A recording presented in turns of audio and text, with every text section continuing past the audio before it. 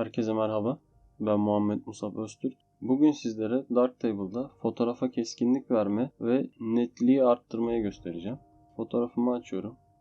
Görmüş olduğunuz gibi fotoğrafımız RAW fotoğraf. Bunda bir basit düzenlemeleri yapacağım hemen.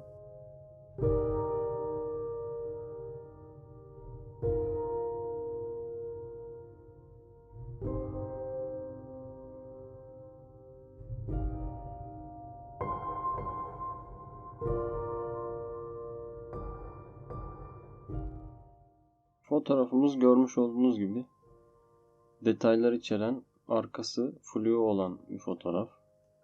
Alan derinliği yüksek bir fotoğraf. Şimdi ilk olarak basitinden başlayalım. Sharpen modülümüz. Kendi hazır ayarları var. Onlarla bir miktar keskinlik veriyor.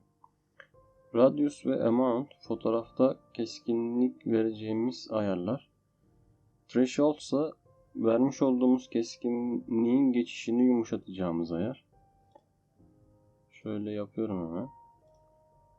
Görmüş olduğunuz gibi değişim belli oluyor ama bu kenarlardaki yapmış olduğumuz ayarlardan dolayı oluşan bir bozma var. Bu bozmayı gidermek için de Threshold'u kullanacağız. Şimdi Sharpen'ı kapatıyorum. Başka bir modülü göstereceğim. Contrast Equalizer. Kullanmaktan çok zevk aldığım bir modül. Contrast Equalizer. İçerisinde pek çok algoritmayı barındırıyor çünkü. Daha önce de bahsetmiştim. Mouse tekerleğini çevirerek müdahale edeceğimiz kısmı arttırıp azaltabiliyoruz. Burada keskinlik vereceğimiz kısım görmüş olduğumuz bu panelde Fine yazan taraf. Buradan yukarı doğru kaldırdığımızda hem kontrast veriyor fotoğrafa hem de keskinlik katıyor. Görmüş olduğunuz gibi değişimi. Coarse yazan kısımsa fotoğrafa keskin olmayan kısımlarına müdahale ediyor.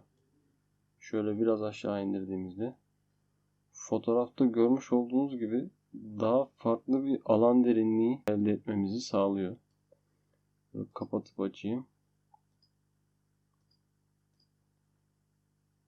Şimdi bunu yaptıktan sonra fotoğrafta kumlama yapabiliyor. Bunu gidermenin yöntemi de kromatik bozmalar için kroma kısmı. Buradan bunu yükseltebiliriz. Tanecik tanecik bozmaları gidermenin kısmı ise noisy kısmı. Buradan müdahale ettiğimizde görüntümüzü kumlamasında gidermiş oluruz.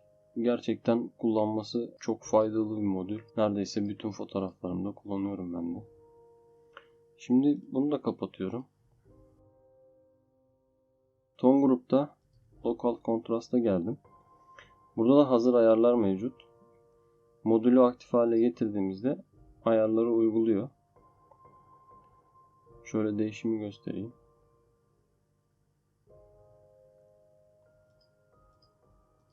Gördüğünüz gibi.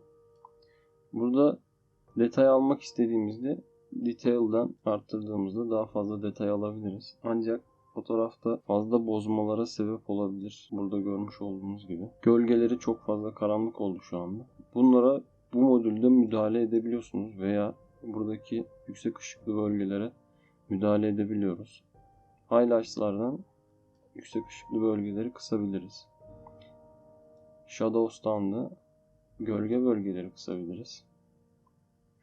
Ve fotoğrafımızda detayları üst seviyeye çıkarmış oluruz. Gerçekten bu modül de çok güzel çalışıyor. Ayarları yapabildikten sonra ama bazen fotoğrafı çok fazla da bozabiliyor. Buna dikkat etmek gerekiyor. Mid-tone range'de fotoğrafa genel müdahale ediyor. Bu değeri arttırdığımızda fotoğrafta daha kontrastlı sonuçlar veriyor. Biraz azalttığımızda daha yumuşak sonuçlar veriyor. Dinamik aralığı yüksek fotoğraflar için çok tercih edebileceğiniz bir modül yine. Bunun ayarını yaptıktan sonra görmüş olduğunuz gibi fotoğraf farklı bir boyuta taşınabiliyor. Çok kullanışlı ve güzel bir modül. Şöyle detaylara da bakarsak daha iyi anlayacağız. Anlatacaklarım bu kadar. Daha sonraki derslerde görüşmek üzere. Hoşça kalın.